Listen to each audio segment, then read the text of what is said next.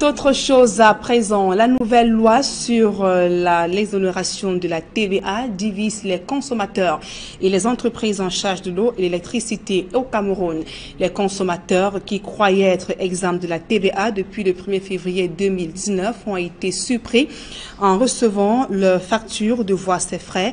Les entreprises indexées se défendent dans ce reportage de Gladys Sidier d'Alastiana.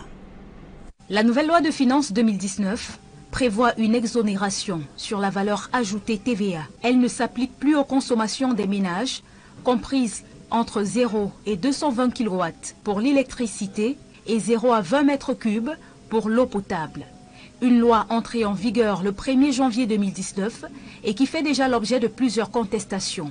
Des plaintes ont été enregistrées.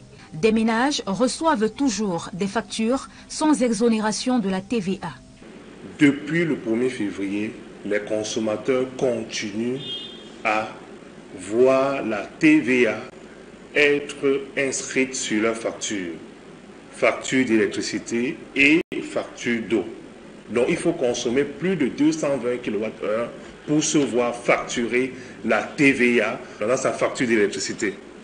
Et pour la consommation en eau, il faut consommer plus de 20 mètres cubes pour se voir facturer la TVA. Ceci n'est pas le cas depuis le 1er février 2019, d'où cette loi devait entrer en vigueur. Lorsque j'ai eu ma facture de février, j'ai vu que la tranche qui passait à 220 était toujours à 110.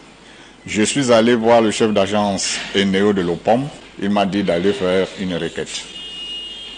Bon, j'ai attendu la deuxième facture du mois de mars. J'ai constaté que c'est la même chose.